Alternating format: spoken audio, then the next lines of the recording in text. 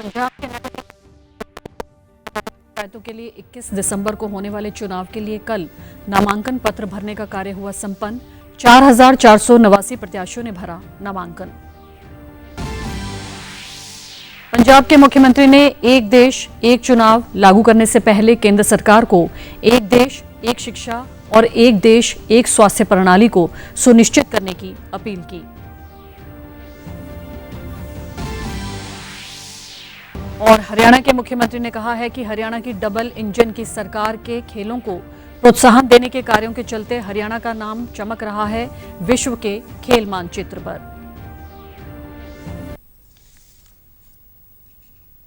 नमस्कार, चंडीगढ़ से आपका स्वागत है। मैं हूं भानुप्रिया। अब समाचार विस्तार से। पंजाब में नगर निगम, नगर परिषदों और नगर पंचायतों के लिए नामांकन दाखिल करने का काम कल समाप्त हो गया। आज नामांकन पत्रों की जांच की जाएगी और कल तक नामांकन वापस लिए जा सकते हैं। पंजाब में 5 नगर निगमों, 44 नगर परिषदों और नगर पंचायतों के अलावा 49 वार्डों की उपचुनाव के लिए 21 दिसंबर को मतदान होगा। राज्य में कुछ स्थानों पर नामांकन के समय हंगामा भी हुआ और पटियाला व मोगा जिले में विरोधी पक्षों के उम्मीदवारों को कागज दाखिल करने से रोकने के लिए विपक्षी पार्टियों के नेताओं और कार्यकर्ताओं द्वारा राज्य सरकार पर सरकारी मशीनरी के दुरुपयोग का दोष लगाते हुए प्रदर्शन भी किया गया। मखो में आप और कांग्रेसी वर्करों की झड़प में एक व्यक्ति घायल हो गया। 5 नगर निगमों में फगवाड़ा के लिए 219, जालंधर के लिए कुल 448, नगर निगम लुधियाना के लिए 682, पटियाला के लिए 173, अमृतसर के लिए 709 नगर निगम नामांकन प्राप्त हुए हैं। नामांकन के कल आखिरी दिन 5 नगर निगमों के लिए 2,231 उम्मीदवारों ने कागज दाखिल किए। 5 नगर निगमों, 44 नगर परिषदों के लिए कुल 4,489 नामांकन पत्र दाखिल हुए हैं। उधर पंजाब और हरियाणा हाईकोर्ट ने नगर निगम और नगर परिषद के चुनाव की वीडियोग्राफी के चुनाव आयोग को आदेश भी दिए हैं। पटियाला निवासी व भाजपा कार्यकर्ता और अन्य याचिकाओं पर फैसला सुनाते हुए हाईकोर्ट ने ये आदेश जारी किए। पटियाला के मामले में आई शिकायत पर राज्य चुनाव आयोग को तुरंत कार्रवाई करने के आदेश भी दिए हैं। गौरतलब है कि पटियाला में नामांकन के दौरान धांधली के आरोप लगाते हुए याचिकाकर्ता ने हाईकोर्ट में याचिका दाखिल की थी कि पटियाला में नामांकन भरने से भाजपा उम्मीदवारों को रोका जा रहा है, जिस पर हाईकोर्ट ने ये आदेश दिए हैं। पंजाब के मुख्यमंत्री भगवंत मान ने कहा है कि एक देश एक चुनाव से पहले केंद्र सरकार को एक देश एक शिक्षा और एक देश एक स्वास्थ्य प्रणाली को सुनिश्चित करना चाहिए। नई दिल्ली में संसद भवन के बाहर पत्रकारों से बातचीत में ये विचार रखते हुए मुख्यमंत्री ने कहा कि केंद्र सरकार एक देश एक चुनाव की प्रक्रिया को लागू करने के लिए तत्पर है, पर एक देश एक शिक्षा और एक देश एक इलाज प्रणाली लागू करने से देश के लोगों को अधिक लाभ होगा। उन्होंने कहा कि पंजाब महान गुरुओं, संतों, महापुरुषों, पीरों फकीरों की पवित्र धरती है, जिन्होंने आपसी प्रेम और सद्भाव का संदेश दिया। मुख्यमंत्री ने अकाली नेता सुखबीर सिंह बादल पर गोली चलने की घटना के बारे में पत्रकारों द्वारा पूछे प्रश्न का उत्तर देते हुए कहा कि ये दुर्भाग्यपूर्ण घटना है, जिसकी जांच की जा रही है। वहाँ सब इकट्ठे रहते हैं, वो उनका किसी की भावनाओं में आके उसने कर दिया, हम उसकी जांच कर रहे हैं। हम किसी भी किस्म का हमला किसी भी व्यक्ति पर, चाहे वो व्यक्ति विशेष हो चाहे वो आम नागरिक हो, हम बर्दाश्त नहीं करेंगे। और हमने फुटेज वगैरह सारी ले ली है। पहले तो एसजीपीसी हमें फुटेज ही नहीं दे रही थी दरबार साहब के अंदर की, और हमने हाई कोर्ट जाना पड़ा कि जी फुटेज तो दिलवाइए इनसे। तो फुटेज मिली है, देखते हैं 2-3 दिन का फुटेज मिलेगा। वो आदमी कितनी बार वहां आया माथा टेकने, किसको मिला, जी वो सब खुलासे हो जाएंगे। भगवंत मान ने उनकी पार्टी को संसद भवन में कार्यालय मिलने पर संतोष व्यक्त किया। उन्होंने देश की संसद में सांसद के रूप में अपने कार्यकाल को याद करते हुए कहा कि इस मंच का उपयोग लोगों की भलाई के लिए किया जाना चाहिए। उन्होंने कहा कि केंद्र सरकार को व्यापक जनहित में विपक्षी दलों के नेताओं को संसद में सार्वजनिक मुद्दे उठाने की अनुमति देनी चाहिए।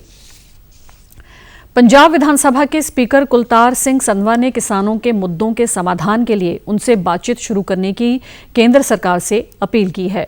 कुलतार संधवा ने किसानों की मांगों का तुरंत हल किए जाने पर जोर देते हुए केंद्र से अपील की है कि वे किसानों की मांगों, जिनमें न्यूनतम समर्थन मूल्य की कानूनी गारंटी और स्वामीनाथन आयोग की सिफारिशों को लागू करना इत्यादि शामिल है, का शीघ्र समाधान करें। स्पीकर ने किसान नेता जगजीत सिंह डल्लेवाल के स्वास्थ्य पर गहरी चिंता व्यक्त की है, जो कि गत 30 नवंबर से खिनौरी सीमा पर भूख हड़ताल कर रहे हैं। अनशन पर बैठे कैंसर के मरीज डल्लेवाल की जान बचाने पर जोर देते हुए केंद्र से उनकी भूख हड़ताल समाप्त करवाने के प्रयास की अपील भी की है। साथ ही किसान संगठनों से भी अपील की है कि वे इस गतिरोध को तोड़ने के लिए रचनात्मक दृष्टिकोण अपनाएं। उधर कई किसान नेताओं ने आज डल्लेवाल से मुलाकात करने के अपने कार्यक्रम की जानकारी भी दी है, पर किसान लीडर जोगिंदर सिंह उग्राहा ने डल्लेवाल द्वारा अनशन पर बैठने को सही न बताते हुए किसानों की मांगों के लिए डल्लेवाल के तरीके पर असहमति जताई है। उन्होंने कहा कि उन्हें डल्लेवाल के स्वास्थ्य के बारे में चिंता है, पर हर मांग के लिए दिल्ली कुछ भी सही नहीं है। उन्होंने कहा कि शंभू और खिनौरी बॉर्डर पर अपनी मांगों को लेकर आंदोलन कर रहे मुद्दों पर वे सहमत हैं, पर तरीके से वे असहमत हैं। उन्होंने कहा कि डल्लेवाल के अनशन का फैसला उनके संगठन का फैसला है। बीकेयू उग्राहा के नेताओं ने कहा है कि किसानी मुद्दों पर आपसी सहमति से मिलकर संघर्ष करने की जरूरत है।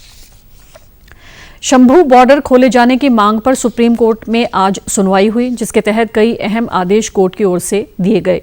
हाई पावर कमेटी ने भी सुप्रीम कोर्ट को अंतरिम रिपोर्ट सौंप दी है। सुप्रीम कोर्ट ने डल्लेवाल के अनशन के बारे में याचिका पर सुनवाई के दौरान केंद्र और पंजाब सरकार को डल्लेवाल को डॉक्टरी सहायता मुहैया करवाने, किसानों को कानून व्यवस्था व शांतिमय तरीका अपनाने के आदेश दिए हैं।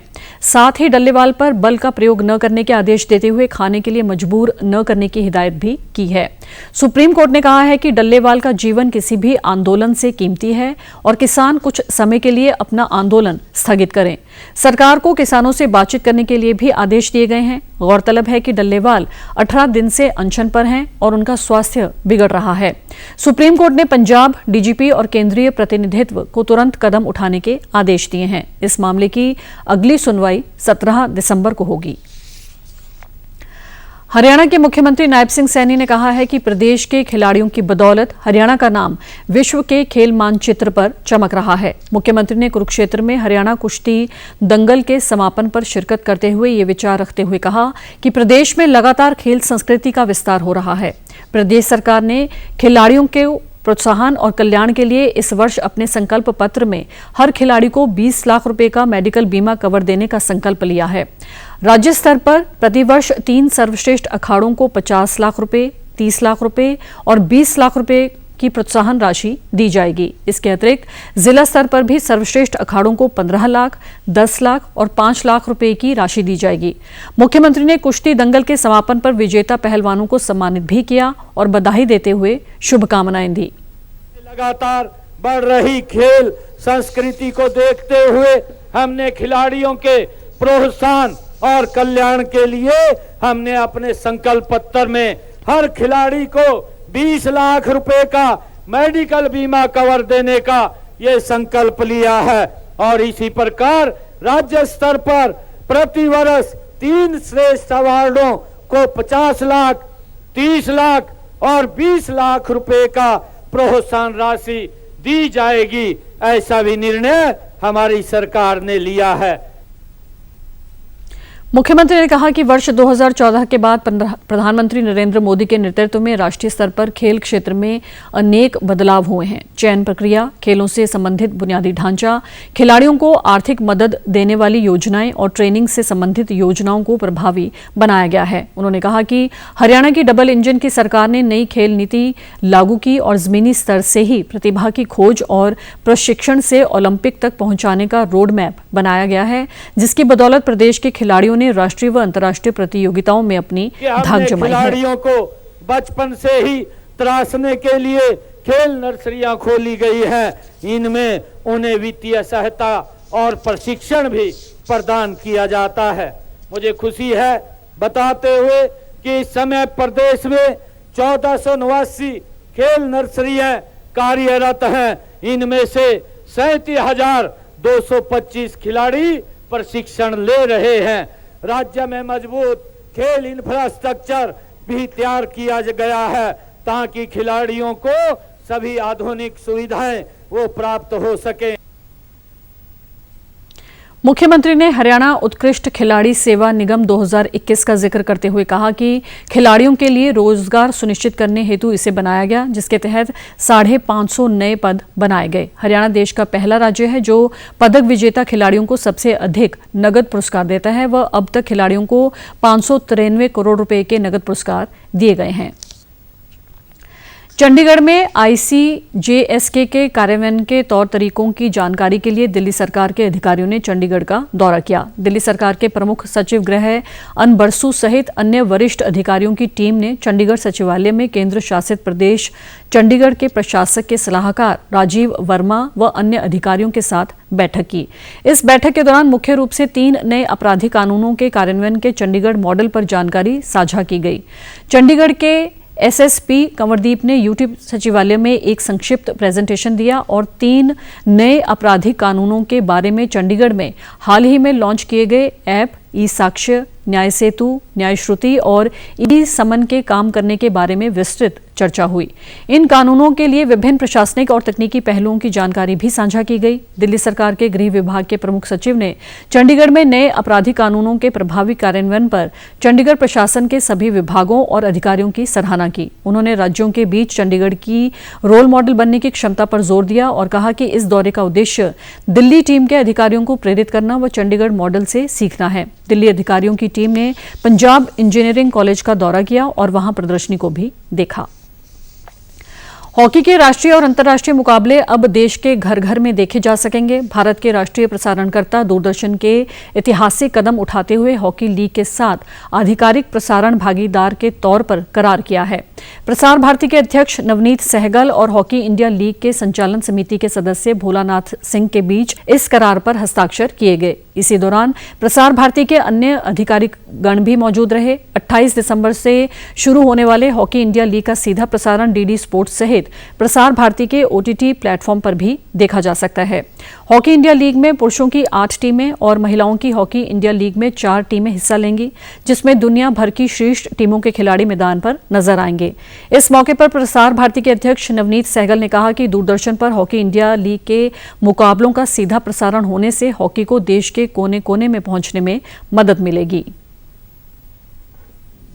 ये एक मील का पत्थर साबित होगा देश में खेलों को प्रोत्साहन करने के लिए। माननीय प्रधानमंत्री जी का जो उनका एक सिद्धांत है, उनका एक लक्ष्य है, उनका एक संदेश है कि वो खेलों में आगे आना है। और पिछले 10 वर्षों में देश ने विभिन्न खेलों में बहुत अच्छा प्रदर्शन भी किया है, नई नई सुविधाएं बनी हैं। तो ये उसी के क्रम में मील का पत्थर है कि जिसमें हॉकी इंडिया और प्रसार भारती का एग्रीमेंट हुआ है कि आज से हॉकी इंडिया के जितने भी कार्यक्रम हैं, उन्हें लीग है बल्कि नेशनल चैंपियनशिप है, जो और चैंपियनशिप्स हैं, वो सब स्पोर्ट्स पे लाइव दिखाई जाएंगी। न केवल डीडी स्पोर्ट्स चैनल पे बल्कि जो हमारा OTT चैनल है उसमें भी वो लाइव दिखाई जाएंगी। तो वो पूरे देश में एक निःशुल्क प्रसारण का ये हमारा प्रयास है, एक नेशनल ब्रॉडकास्टर होने के नाते। वहीं HIL संचालन समिति के सदस्य भोलानाथ सिंह ने कहा कि दूरदर्शन की पहुंच गांव देहात तक है और हॉकी इंडिया के बीच प्रसारण भागीदार के तौर पर करार से अब देश भर में भी डीडी स्पोर्ट्स पर फ्री में हॉकी के मैच देखे जा सकेंगे। प्रसार भारती डीडी स्पोर्ट्स ऐसा चैनल है जो हर एक गांव देहात में है, घर घर में है। जो डीडी दूरदर्शन है प्रसार भारती के द्वारा कहीं भी फ्री में दिखाया जाता है। खिलाड़ी देखते होंगे बहुत गरीब घर से आते हैं। अगर उनके घर में अगर कोई ये कहे कि नहीं आप 1000 रुपये का रिचार्ज करा कर मैच देखो, ये करो, तो बहुत मुश्किल है। ऐसी जगह पर अगर दूरदर्शन अगर लाइव करता है तो आप समझ सकते हैं कि एक घर में और वैसे घर में ये मैच पहुंचेगा जहां पर लोग सोचा भी नहीं होगा। मौसम विभाग ने अगले 2-3 दिन के दौरान उत्तर भारत के क्षेत्रों में शीतलहर चलने का अनुमान व्यक्त किया है। पंजाब, हरियाणा, चंडीगढ़, उत्तर प्रदेश और मध्य प्रदेश में अगले 2 दिन शीतलहर जारी रहने की संभावना जताई है। पिछले 24 घंटों से पंजाब, हरियाणा, चंडीगढ़ में ठंडी हवाओं के चलते तापमान में गिरावट दर्ज की गई है और ठंड बढ़ने का एहसास हो रहा है। पहाड़ों पर ताजा बर्फबारी के चलते मैदानी क्षेत्रों में शीतलहर के कारण ठिठुरन बढ़ गई है। पंजाब में मौसम विभाग ने 15 दिसंबर तक शीतलहर जारी रहने की संभावना जताते हुए चेतावनी जारी की है। चंडीगढ़ में कल न्यूनतम तापमान 4.7 डिग्री सेल्सियस दर्ज किया गया और पंजाब हरियाणा में भी न्यूनतम तापमान में गिरावट दर्ज की गई है। दिल्ली राष्ट्रीय राजधानी क्षेत्र में भी रविवार तक रात के समय और सवेरे कोहरा छाए रहने का अनुमान है। मौसम विभाग ने अगले 2-4 दिन तक न्यूनतम तापमान में और कमी की संभावना जताई है। और आप हमारे समाचार YouTube channel DD news Chandigarh, Facebook DD news Chandigarh और social media X DD news CHD पर भी देख सकते हैं। इसी के साथ चंडीगढ़ से समाचारों का सिलसिला समाप्त होता है। नमस्कार।